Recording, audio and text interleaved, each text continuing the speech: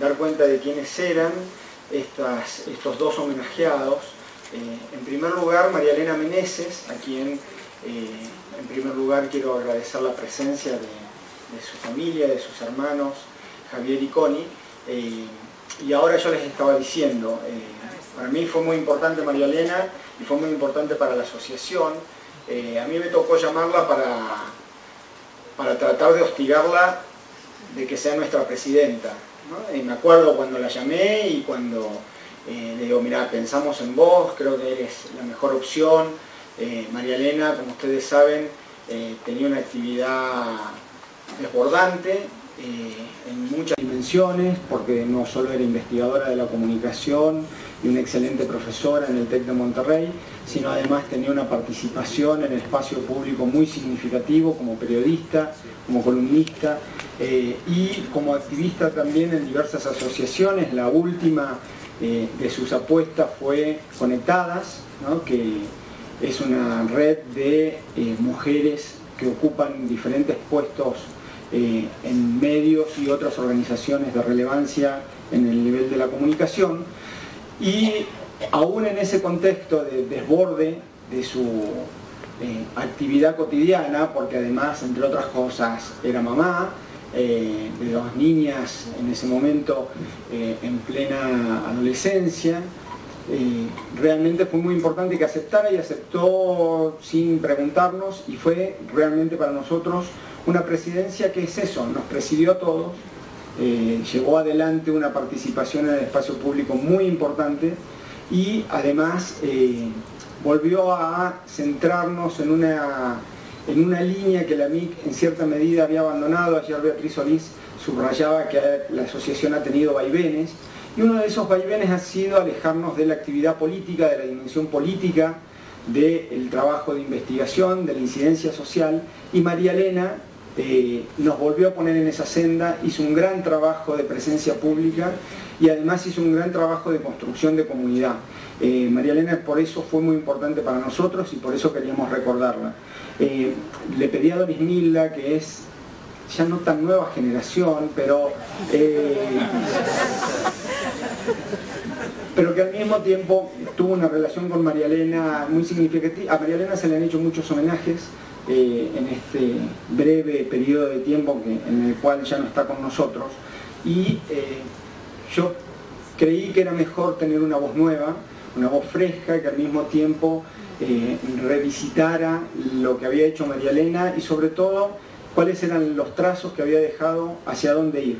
Pero también quería, me parece que en este marco de la prospectiva, y en cierta medida un ejemplo de lo que era María Elena, el día en que, un día como hoy, en Querétaro, que cerraba el Congreso de la Asociación Mexicana de Investigadores de la Comunicación, yo, que andaba con mil cosas también, como siempre, le digo, María Elena, te tengo que entrevistar. Y bueno, dice, vamos, ¿no? Entonces me parece que ahora solamente seleccioné un clip donde María Elena viva y con mucha vida detrás, porque bueno, la asociación sale y se escuchan trenes y pajaritos y otras cosas. Le pregunté al final, digamos, cuáles eran las 2, 3, 4 líneas de investigación que eran relevantes para el futuro de la investigación en comunicación en México, y entonces me parece que en este homenaje era importante escucharla como presidenta, como investigadora, en un lugar que creo que todavía no hemos logrado y nos va a costar mucho tiempo, en cierta medida, ocupar o por lo menos tomar la posta de una agenda de investigación que ella tenía muy clara, que veía muy clara y que encabezaba como nadie en nuestro país. Desde esa perspectiva, quiero que escuchemos brevemente, es un clip de 2-3 minutos, a María Elena en este momento. Primero que nada, a mí me parece que tenemos que volver al tema de los derechos fundamentales en estos tiempos relacionados con la comunicación. Hoy más que nunca, a partir de empresas que comunican, con las cuales interactuamos y en donde tiene lugar buena parte de nuestra vida productiva y afectiva, ¿sí? Y con esto nuestra vida comunicativa, ¿no? desde el precepto de la comunicación intersubjetiva, desde lo que esto representa, construcción de identidad, ¿no? Se está conformando una vulnerabilidad creciente de nuestros derechos fundamentales. Entonces yo creo que los comunicólogos tendríamos que voltear la mirada hacia los denominados derechos de cuarta generación. Derecho a la privacidad, fundamentalmente, ¿sí? Protección de datos personales. Me parece que la relación comunicación con derechos de cuarta generación es un tema impostergado. El otro tiene que ver con la transdisciplinariedad. ¿Cómo vamos a hacerle para poder dialogar e integrar a colegas de otras disciplinas a entender nuestros objetos? O sea, ¿cómo nos vamos a entender entre nosotros desde la perspectiva epistemológica, pero al mismo tiempo también práctica? Tenemos formaciones totalmente diferentes, pero tenemos que hacerlo para poder comprender los fenómenos de la comunicación contemporánea. Y uno más tiene que ver en este listado que haría con las nuevas hegemonías. En estas enormes empresas de la economía digital y los retos que está imponiendo para la sociedad del nuevo siglo. Todos trabajamos para Google gratuitamente, todos trabajamos para Facebook cada que apretamos el botón me gusta. ¿Qué se está generando? Y tenemos que analizarlos desde esta perspectiva. Yo coincido con el profesor Miesch y con algunos otros colegas que estudiamos Internet cuando señalo que ya debemos de pasar a estas alturas del siglo XXI de estudiar los usos de un artefacto específico, de una red social específica, a estudiar las interacciones de manera relacional, los mundos offline y online, pero también la posición de dominio de estas empresas. Me parece que los comunicólogos podríamos tener herramientas, e incluso estas herramientas que nos heredan nuestros decanos, nuestros maestros, teóricas, contundentes, para cuestionar estos nuevos poderes hegemónicos de la comunicación que ahora son invisibles y poco transparentes. Antes era el Estado, y el Estado no era tan opaco como son estas empresas. Esa sería la agenda. Esa sería la agenda. Bueno, para mí, sí.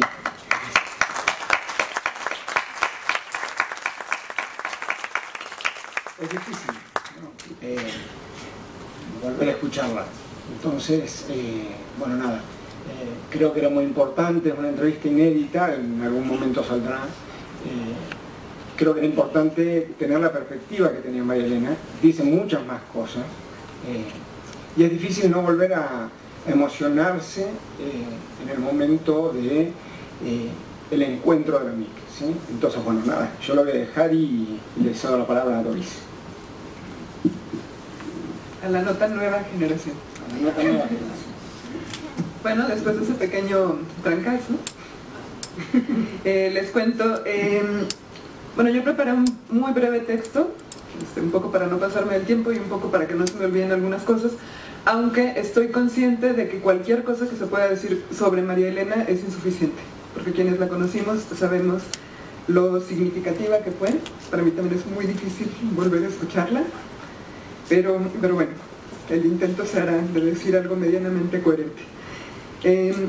La primera y la última vez que vi a María Elena fue en Monterrey.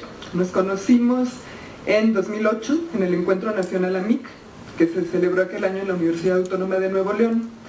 En aquel tiempo era yo estudiante de maestría y llevaba una presentación con avances de investigación muy verdes al grupo de investigación 1, Nuevas Tecnologías, Internet y Sociedad de la Información. A ese grupo llegué y no volví a salir de allí en todo este tiempo. En aquel entonces los coordinadores eran Raúl Trejo del Arbre y Gabriel Sosa Plata, y ahí estaba María Elena. Presentó una ponencia seria, impecable, como siempre, y me volví su fan. Era tan estructurada que todo lo que decía quedaba claro, aunque también era tan seria que me daba miedo sacarle plática, he de confesar.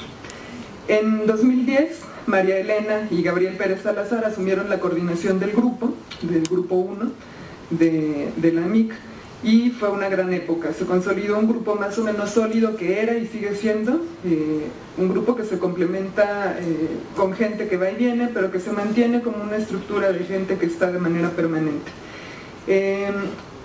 De ellos, de María Elena y Gabriel, de hecho hay un artículo en coautoría sobre la investigación en internet, donde reflexionan a partir de un análisis que hicieron sobre las ponencias presentadas en el periodo que ellos estuvieron coordinando. Ese artículo está publicado en Comunicación y Sociedad y se suma a otro que ya habían publicado Gabriel Sosa Plata y Raúl Trejo años antes sobre la misma lógica, sobre el grupo.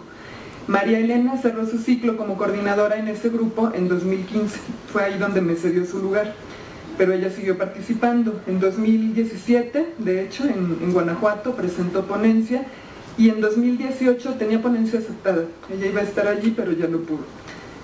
De 2013 a 2015 fue presidenta de la MIC, esto que recordaba Jerónimo, y fueron, como diría Hobson, tiempos interesantes. A ella le tocó participar a nombre de esta comunidad académica en la discusión enorme que hubo sobre la reforma en telecomunicaciones.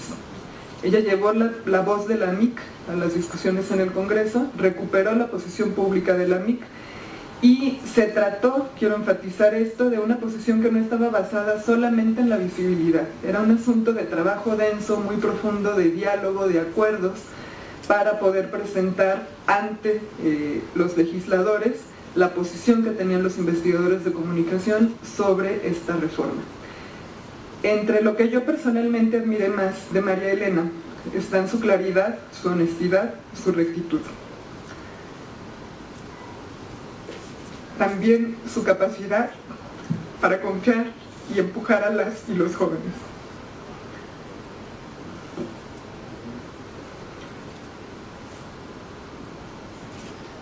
María Elena estaba convencida de que mi generación y las generaciones que siguen deben ganar fuerza, deben intervenir y deben transformar el campo y la propia MIC, con ideas nuevas, con cosas que se salgan de las lógicas, con desafíos a las cosas que se hacen de una manera porque siempre se han hecho así, sino con propuestas, ¿no? Admiré, por supuesto, su capacidad para hacer equipo. Eso siempre lo reconocí, pero me quedó mucho más claro cuando murió, porque caí en la cuenta de que nada de lo que estaba haciendo se perdió. Se quedó pendiente, por ejemplo, la presentación de una ponencia. Bueno, tengo la fortuna de participar en ese comité tutorial porque María Elena me invitó. Y cuando terminamos la sesión y comimos y demás, nos llevaron a las 2 de regreso al aeropuerto. Y estaba bajando la temperatura horrible ese día. Esa noche nevó, de hecho, o sea, despegamos justo a tiempo para no congelarnos. Ahí platicamos en el aeropuerto, reímos mucho, le compró regalitos a su marido y a sus hijas, se le desconfiguró el celular, porque traía celular nuevo ese día.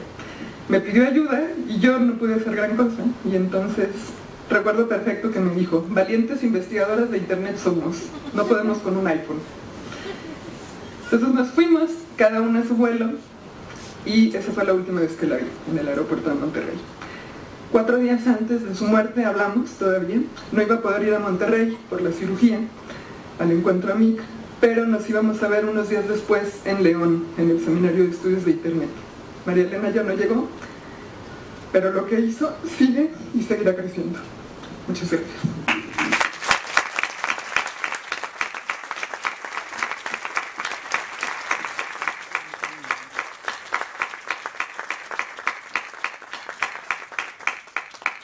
Gracias, Doris. Sí, bueno, sigue siendo muy difícil hablar, ¿no? Fue tan repentino y tan brutal para todos que bueno, nos parecía importante que no pasara otra MIC, ¿no?, sin que le diéramos el lugar a María Elena. El Nuevo León fue todo, era todo sorpresa, ¿no? Y shock. Sí. Así que bueno, como les decía, esto es muy breve. No tenemos mucho tiempo para interrumpir lo que sigue, que es lo que ella hubiera hecho. Entonces vamos a pasar ahora, vamos a quitar a María Elena de aquí, pero no la abandonamos. Si me hagan caso. ¿Listo? ¿Sí? Un momento de aplausos, me parece bien.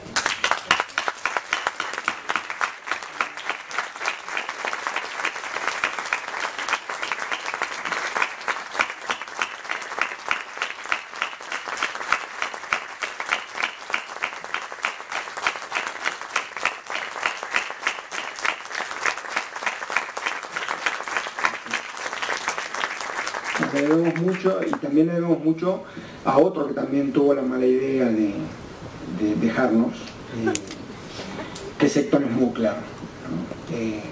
También un investigador fundamental para el campo de la comunicación, mucho más pionero, pero al mismo tiempo también con la misma generosidad de María Elena, y es importante para el campo, es importante para la asociación que la impulsó, y es muy importante también para nosotros porque estuvo en la fundación de la UAM y murió en diciembre del año pasado. Entonces tenemos a Margarita Cires, digamos, que va a hablar desde la UAM. Nos acompañó, las acompañó sobre todo a muchas de las que estuvieron en los orígenes de la UAM para fundar esta carrera de comunicación, que hoy es muchas más cosas.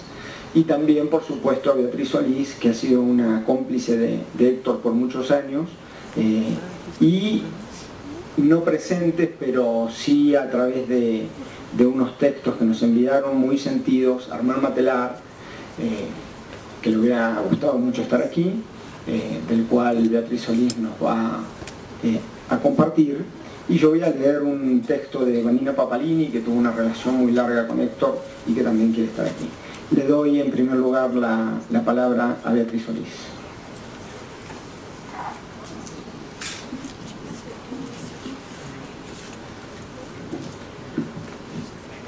Bueno, yo nada más agradezco mucho que este momento que entre amigos y colegas podamos recordar a otro gran amigo, que es Héctor, que se adelanta, con el que tuve una relación muy cercana, muy cómplice de proyectos juntos. No voy a tomar mucho tiempo para hablar de ello porque realmente yo vengo a solicitud de Armand Matelar, que me pidió que hablara con ustedes sobre Héctor, y nos mandó un texto porque él hubiera querido estar personalmente, pero por cuestiones de salud no podía volar. Entonces, y qué bueno, porque le hubiera tocado la tormenta de anoche. Y entonces, bueno, yo voy a compartir con ustedes este brevísimo texto que les mandó Armand para compartir.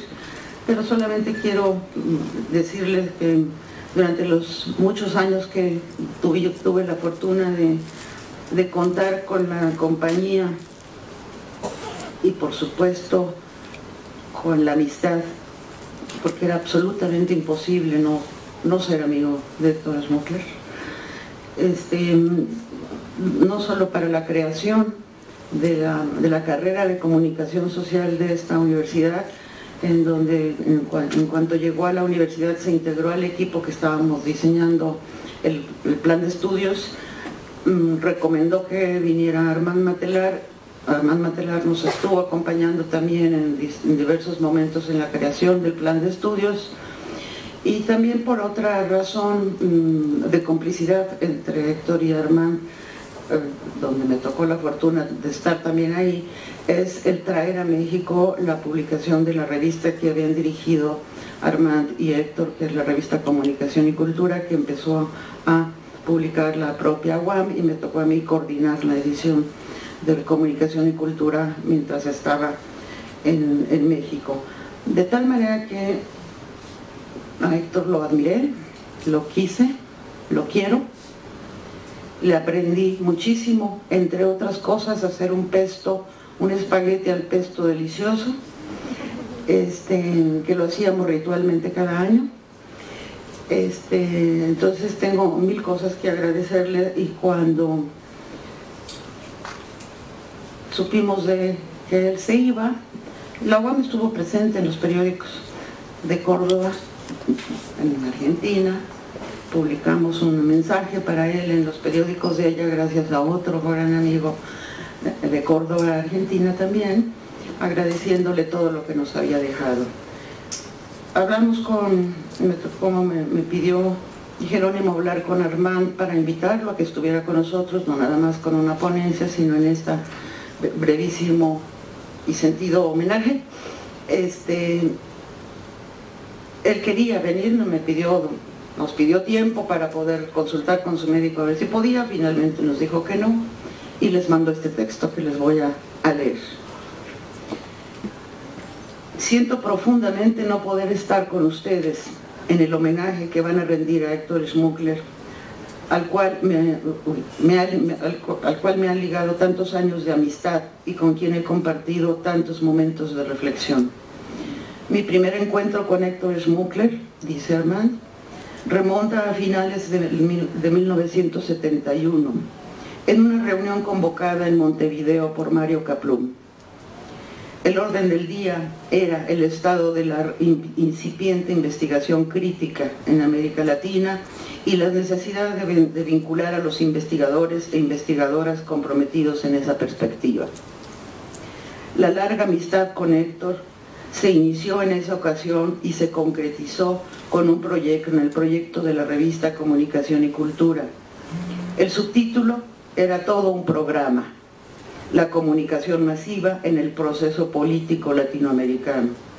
El primer número salió en julio de 1973 en Santiago de Chile.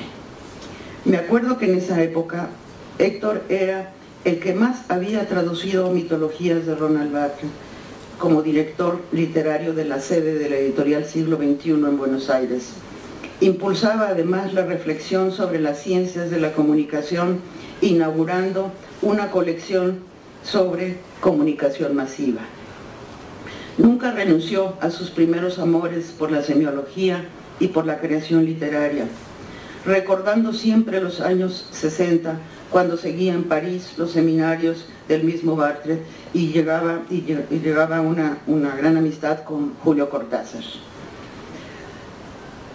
Y él, con el tiempo, se ha convertido en una figura destacada en el campo de las ciencias de la comunicación.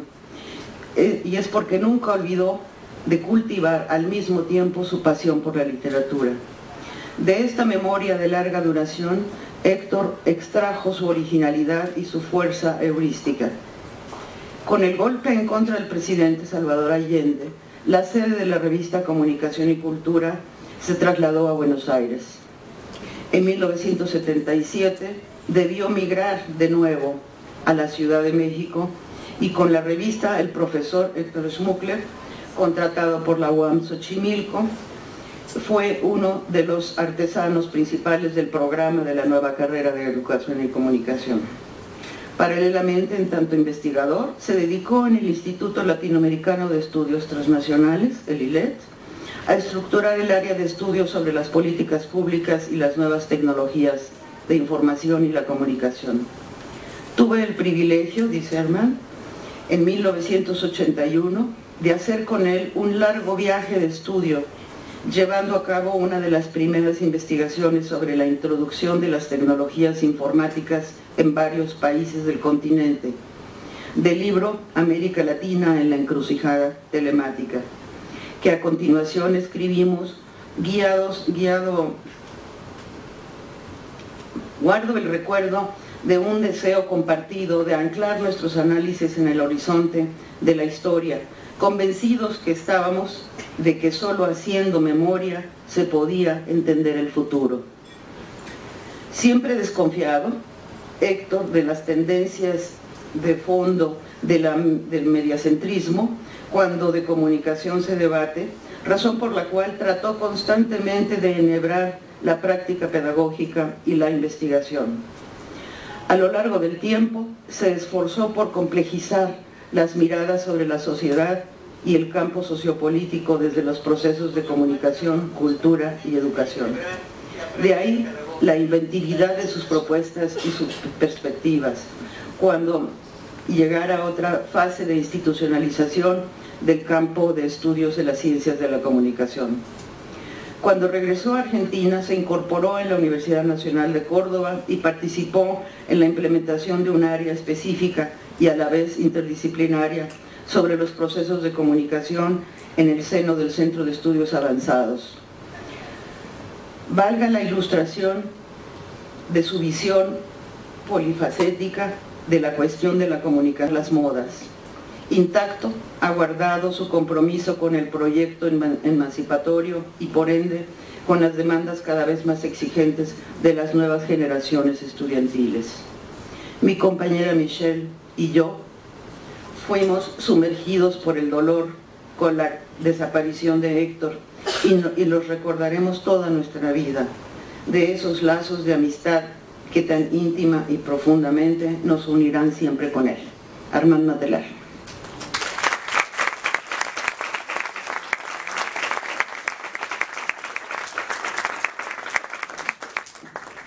Gracias, Betty.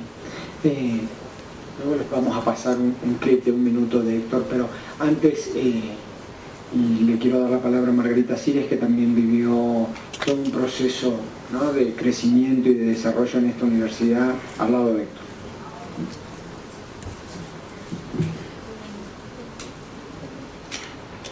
Comparto con Doris Milda esta sensación de que cualquier texto en este momento no puede dar cuenta, ¿verdad?, de lo que representó Héctor para esta universidad, ¿no?, para el campo de la comunicación y nuestras vidas.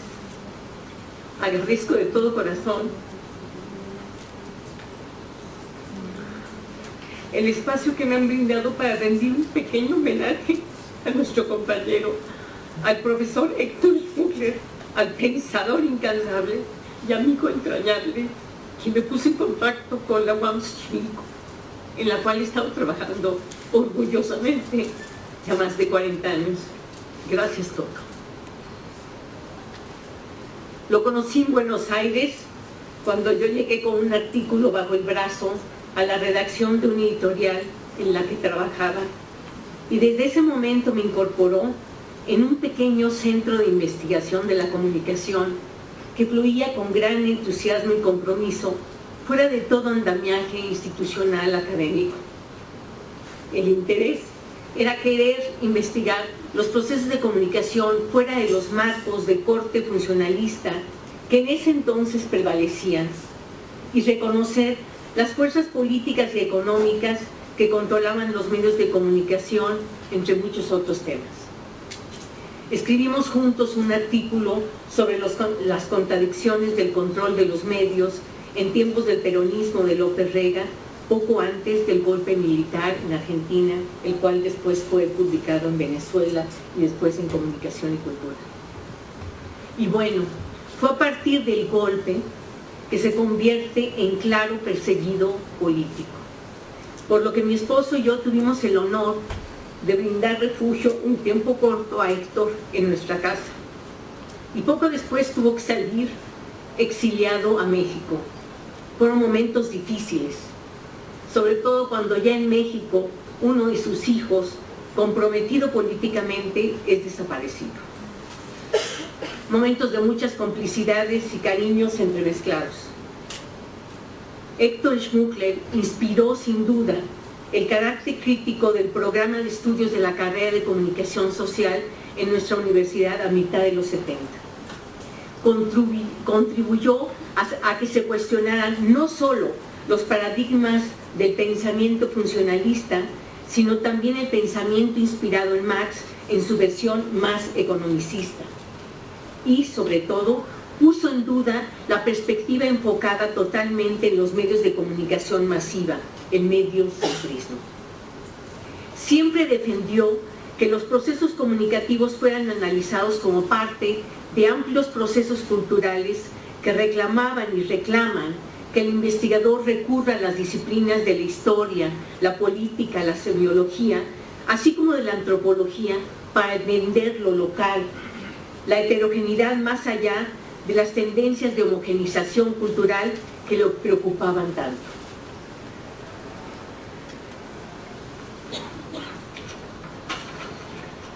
Nos contagió en la carrera su pasión por pensar y repensar las tecnologías de la comunicación, su historia, sus múltiples impactos en contextos culturales específicos. No dar las tecnologías por un hecho ahistórico, como algo unívoco, inamovible e impensable que no se puede cuestionar. Su amor por la literatura y la semiología, desde sus estudios en Argentina y París, contribuyó a que junto con otros compañeros de la UAM fuera tomada en cuenta en la carrera la dimensión precisamente del lenguaje o los lenguajes de la comunicación para entender los procesos de significación social. desde la revista de Comunicación y Cultura, que dirigió él principalmente con ayuda de Raimundo Mier y Beatriz Solís, que está aquí, salió a la defensa de una perspectiva semiótica comprometida y capaz de interrogar a la sociedad.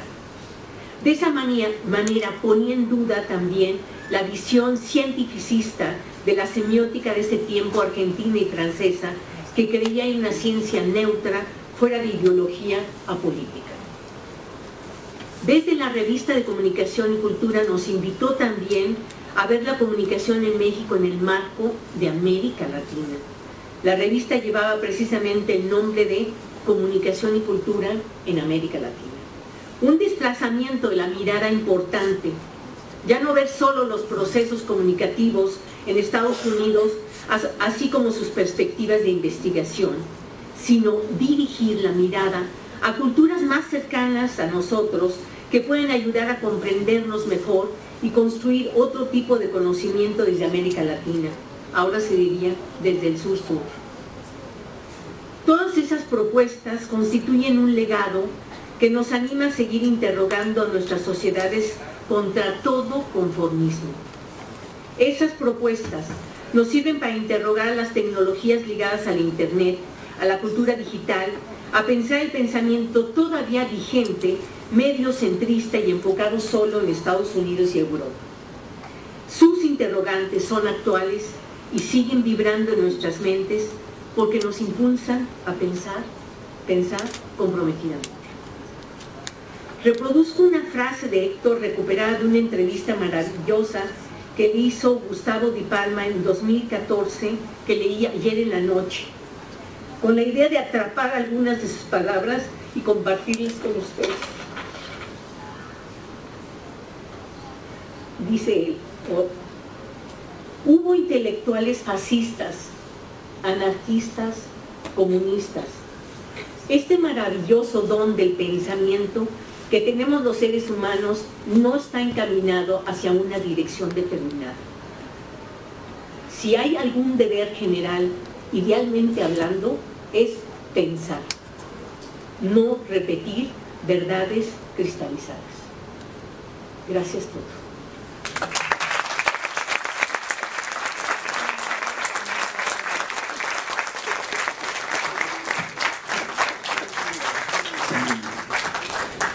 No pretendemos llorar, pero es complicado.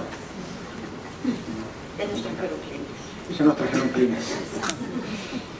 Y bueno, es así. Bueno, voy a dar lectura muy breve porque estamos excedidísimos de tiempo y después vamos a poner el clip de Héctor, un minuto que nos hizo para los 40 años de la licenciatura en comunicación. Nos manda este texto Vanina Papalini, que fue su compañera por muchos años. Lo fecha en Córdoba el 26 de mayo de este año. Estimados colegas, me dirijo a ustedes a fin de acompañar con estas palabras el homenaje que se brinda a Héctor Toto Smukler, quien falleciera el 19 de diciembre de 2018. Además de la pérdida personal irreparable de quien fue mi esposo y compañero por más de 20 años, su desaparición nos deja huérfanos de un pensador brillante, profundo e inquietante, capaz de cuestionar sin concesiones el propio suelo del campo en el que se asienta nuestra labor. Todos quienes lo conocimos sabemos del armónico contrapunto entre su capacidad de interrogar incisivamente y su delicada comprensión empática de sus interlocutores. Era provocativo en el terreno de las ideas, un vanguardista que agitaba los espacios intelectuales de la literatura primero, luego de la semiología y después de la comunicación, enfocándose finalmente en su vinculación con la tecnología para dedicarse en los últimos años a los estudios de la memoria social. Todos estos grandes núcleos de conocimiento y reflexión eran enhebrados por la política como praxis y utopía, como un pensamiento sobre el mundo y sobre quienes lo habitamos y como responsabilidad sobre lo que los seres humanos hacen a los seres humanos.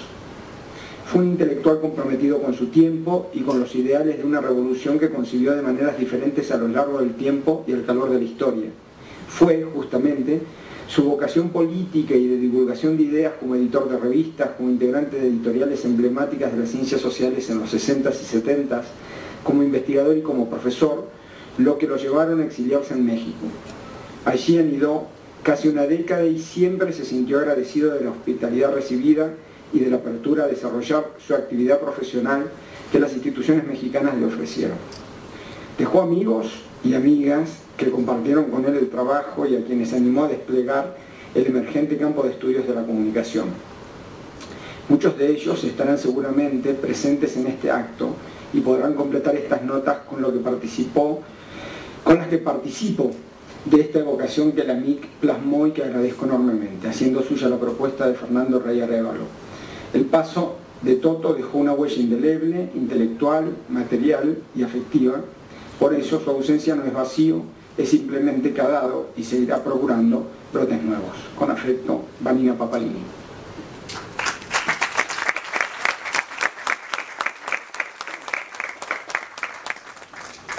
Y ahora sí pasamos un clip de 1 minuto para escucharlo.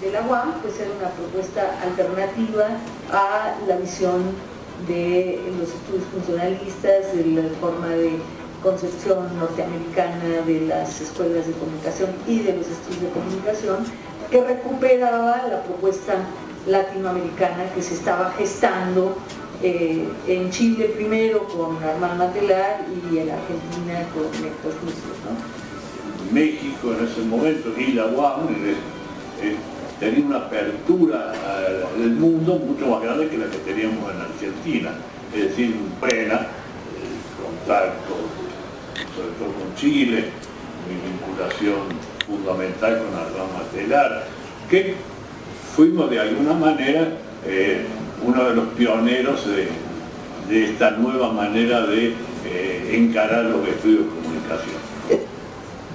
Muy bien. Para un argentino llegar a la UAM, después de Héctor, es llegar a casa. Despidámoslo con un aplauso.